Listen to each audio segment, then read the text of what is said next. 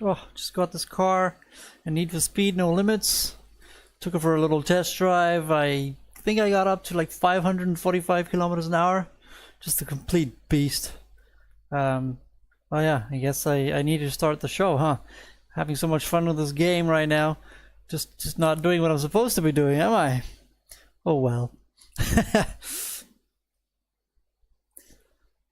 So, what's the point of today's show?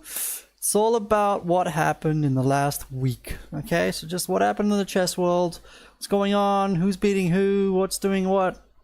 Let's see what we've got. So first of all, seeing that we're showing some cars, let me just bring up a little image here of a certain someone who had access to a beautiful car. Let's open it up here. And what I really would like to know is if anybody knows whether Mr. Sergei Karyakin did anything with this opportunity that he had. I mean, look at this thing, okay? This is the BMW i8. It's an electric car, but it is a supercar. Really fast, really nice. But from what I can see, this is the only picture I can find with him and the car. You want to tell me this guy had this car for a month and didn't drive it? Or at least didn't make a video of it? Or something cool about it? I mean, come on. Whoever does your PR, Sergey, really, fire him. Her. Okay? I'll do it. I'll do it for you. I'll do it for free. Okay? All I want is to just be traveling around with you and getting to all these kick-ass events. Okay, guys? So please, if anybody knows anything about Sergey, whether he did any cool videos or anything like this, then please let me know in the chat. I would love to do that. Speaking of Sergey, we shall have a quick look at what happened to him this week. Mr. Sergey this week played a match against Georg Meyer. And in this match, this was for the Speed Chess Championships. If you don't know what that is, well, then maybe we can't help you. Because really, if you don't know what that is by now, then maybe you shouldn't be here. Okay, so here we go. Here's the matchup. You'll see that Karyakin played against Meyer, and if we look at this, then you'll see that, you know, he just kind of crushed him. It was a little bit sad. Karyakin having the nickname of the Minister of Defense, and I must admit, I mean, he was just up to the task. You know, he defended some tough positions, you know, but in general, whenever Meyer had a chance, he just didn't take it. And when he gave Karyakin the chance, he just took it all the way. So 19-7, I am, you know, from a games, you know, the actual quality of the game's point of view, maybe it wasn't so close, so far away for Georg, but yeah, in the end, that's the score. You know, 19-7 took a huge chunk of the money as well. So yeah. I'm not going to show any games of this little section here because, to be honest, I didn't really find any of them that interesting. So what we will do, though, is I will move on to the next Speed Chess Championship match, which was a real cracker. If you didn't see this, you can go and check it out. You can go and re-see it. And this was the match between the Beores, between, yeah, Wesley So and Anish Giri. So in this match, I mean, as you can see the score here, 15.5, 14.5, Wesley So. I mean, he literally won it in the last bullet Fisher Random game. And it was really sad, actually, to be honest, because I feel like Anish Giri deserved this one a little bit more. But, however, you know, this is just the way it goes. There was one interesting game here that I'd love to show you real quick, or just the position from a certain point. I was watching the show as well, of course, as was thousands of viewers, which is really great for chess. So let's quickly have a look at that game. So what happened was, in this position, it was white to play, and sorry, it was black to play. Black took the bishop eventually, and here we have an equal position. In the chat at this time, Fabiano Caruana, Hikaru, MVL, there was a lot of big players here, and when Wesley So played b5, Nakamura went, "What the hell is he doing? What crap is this?" But okay, I mean, you have to remember that this is bullet as well, you know, so why Hikaru would criticize a move like this in bullet, I don't know. But funny enough, this move actually turns out to be quite good. So the idea is after queen takes pawn, he plays his rook to b1, which does obviously threat to play knight c5, which then in this case would be attacking here and attacking here. Okay, so then we win the exchange. So the only real move here for black is queen a4, and then things got interesting. Then he plays queen c3. Okay, obviously just attacking the rook and getting out of the pin. Okay, there was a pin here. And now the rooks, they have to kind of make a decision here. Okay, black played rook e7, but apparently, you know, the only real way for black to have a decent chance of holding things together here is to play d4. But I mean, you know, you try and find moves like d4 in a bullet game. I mean, even in a long game, this is not going to be an easy find. So let's go back. After rook e7, things get very, very interesting. After knight c5, obviously now we have two attackers on b7. Okay, and the knight obviously is attacking the queen as well. So the queen doesn't have many spots to go to be honest. Pretty much that and g4 was it. So the queen goes here. Rook takes b7, and after rook takes here, suddenly Giri realizes that, oh, he doesn't take back on b7, he just takes on e5. Now suddenly black's king is becoming a very big problem. Black tried to try and defend here now, he plays rook f7, but after queen check, king here, knight check, king f6, and queen takes c6, and the king really does not have many places to go to. A really, really nice little quick victory here from GM Wesley So, and it all started with the obvious, or not so obvious, pawn sacrifice of b5. Very interesting. I didn't go through this game too much just from a b5 point of view, but I mean from a practical point of view, it's just a beautiful move, you know what I mean? Because he saw the idea of getting this activity with the rook on b1, getting on the semi-open file, and this knight on c5 being a really, really interesting attacking piece. So yeah, so just a really, really good game. Another few funny things in this game, or in this match at least, what I would love to show you real quick is just another image.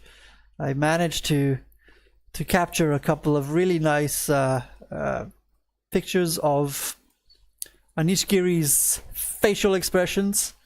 This guy definitely had a lot of that going on, which was really, really good to see. You can have a quick look at that. There we go, some pictures. So you can see him pulling his face when he doesn't like a move. You know, his fingers in his hair with his face right up in the camera. Now, if you look on the left with Wesley, so that was pretty much the story of his facial expression. He's a real poker player. He never had any expression. That was it, you know. Anish Giri really, really showing it. It was really, really funny to watch. Again, if you guys didn't watch this, you can go and see it in the archives on chess.com or even on Twitch, etc. Okay, so next up, that was obviously, so that was the Speed Chess Championship matches for this week. You know, we're gonna have to wait a little bit for the next one, but do keep an eye on chess.com for when those matches are. Our next tournament that we're gonna have a quick look at is the Zalakaros Open, which was played in Hungary, which was won by someone a little bit more interesting, someone just, you know, different from what we're used to. Alexander Zubov, he's a player from the Ukraine who maybe is not that well known. He is a 2600. The top seed for the tournament was Richard Rapport, which is the picture at the bottom of your screen. And Richard, I mean, he's always a fun player to watch. He's just dropped under the 2700 marker right now, which you know, which is a bit sad for us because we'd like to have him up there and getting invitations to big tournaments, etc., etc. What is very interesting about this tournament, though, is one of the games, Richard Rapport, he lost in round 2, and after that he drew in round 3, so he only had 1.5 out of 3. And then from there, he completely backdoored his way back to second place, technically joined first place, and he lost to an IM in round 2, which we will have you show you the game real quick, or just at least from the specific position where things got interesting. White had just played queen h4 with the obvious threat of mate. Black only has one option of stopping. Well, I guess he can play h5 as well, but after g4 maybe, stuff like that, things could get very complicated. I don't know if you want to play a move like h5. So after h6, if you look at the computer engine's evaluation of this position, black is actually winning here, but black has to be very careful of all the little tricks in here. So this knight takes sacrifice here is the only idea white has here, and after king takes, bishop takes h6. Now the only move here for black to get some counterplay is to play rook e4. The reason for rook e4, obviously not just attacking the queen, but also giving the king an escape square. So this king can go all the way, run its way all the way over here, and get out of the trouble. So black finds this. Richard, I mean, he's a very strong player, so obviously he plays rook e4. And after bishop e4, he plays queen takes d5, which is also correct. Now, of course, we're just trying to, once again, get our king away from here. So after queen check, king e8, perfectly fine, f7. And now black must just play king d8, and if check, then pawn sacrifice. If the bishop takes here, then we can just run, no problems, finally. And of course, if the queen just takes, then we take back, takes, king c7. And after this position, obviously white does have some compensation for the piece. He does have these 2 pawns. So, you know, and this pawn is quite far advanced as well. So he's got these 3 pawns on the one side of the board. But black has a piece, and obviously this pawn is a very big danger for white. White can't let that thing get any further. This pawn is hanging here. So, you know, unfortunately, even though white does have from a material point of view, he has compensation. His position is just not great. So unfortunately, you know, he ended up losing that. Or he would have been winning that, black. So... But here, he makes a huge mistake, and he takes here. Now, I must admit, I mean, you know, it's not easy to find the next move here for white. And this is what he missed, obviously, is this specific move, okay? Because he's thinking, obviously, now, well, you know, you have to move your queen, or you have to take my queen, okay? And he's thinking that if queen takes here, king takes, then there is no real big discoveries. But what he doesn't realize is, what if I just play the discovery right away? So white finds this beautiful move, bishop d6. I mean, so the idea is obviously simple, attacking the queen, but also attacking the bishop. So if you were to try and take here, then obviously I'm just going to go and checkmate you. So suddenly you realize that, wait a minute, I think he just lost his queen. So how does he hold this together? So he tries to hold this together, plays rook e7 to try and defend. But after rook takes queen, rook takes, check, he just takes the pawn obviously. Now he's pinning here, and after bishop takes, rook f1, there's no way of saving this rook anymore. So yeah, these 2 pawns, they're just going to charge up the board. This pawn is now not very significant. The black king is still very, very awkward here in the middle of the board. I mean, a queen and a rook is more than enough pieces to checkmate with. So unfortunately here, you can quickly see that, you know, black is just falling apart really, really fast. There was another little try here, maybe slightly better, and that was to play bishop takes d6, but unfortunately after check, okay, we just obviously win the queen. There was another move. What was the other move? Oh, queen takes f1. There we go. So after queen takes f1, rook takes, and if bishop takes, and unfortunately we have this idea where we can just play check here, and the king would have to move forward, and then we just win the rook on c8. So simple little skewer. Okay, for those of you who don't know what a skewer is, again, go and check out my video on pins, forks, and skewers. So simple little skewer, we just win the rook, and again we have all this extra material with the king still being exposed. A little bit of a big problem for black. So yeah, so that was a nice little game. Once again, congratulations to Alexander Zubov for winning the tournament. I would like to make a special mention real quick as well, just to 2 players here. I think I don't think I actually have an image of them, but 2 players who need special mention is Dmitry Kolarz from Germany. He's an international master. He also ended up getting a GM norm in this event. And then the other player also is Puranik. He's an IM from India. He has been quite active, and actually I think he has had some really good results lately. He also got a GM norm in the tournament, which was really, really cool.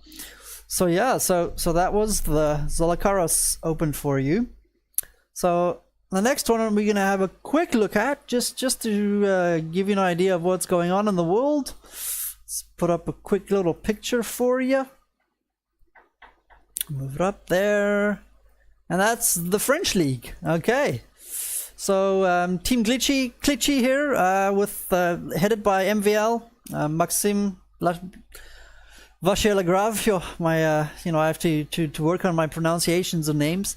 If I do get things wrong, obviously, please do help me out. You know, I'd love to know how to pronounce these guys, players' names and places and teams, etc.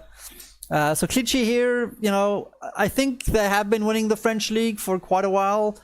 From my knowledge, obviously, they do have a very strong team. Bischwiller, which is the team who came in second, very close fight. You know, they only had one draw more in the team matches. Here, obviously, you can see in the picture, you can see what the scores were. So MVL's team, you know, obviously he looks quite happy. The team looks quite happy with themselves.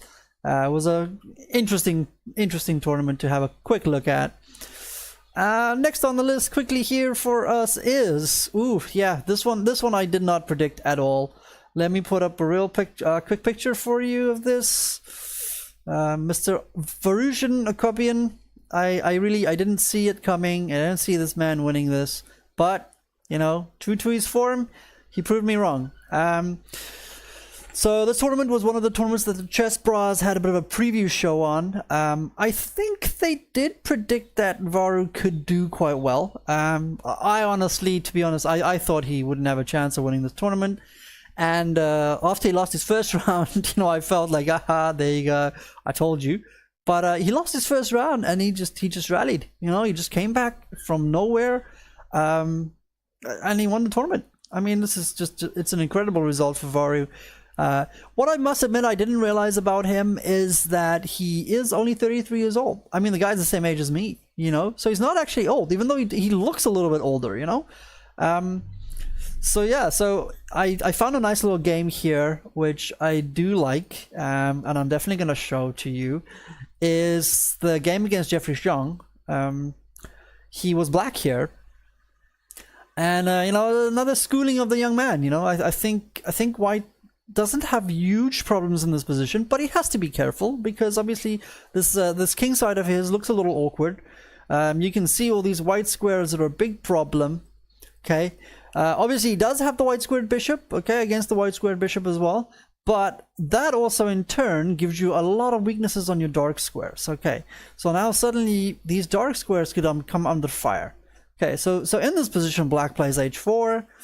And here things get a little messy. You know, you can see White just wants to try and swap off some pieces to give Black less pieces to attack with.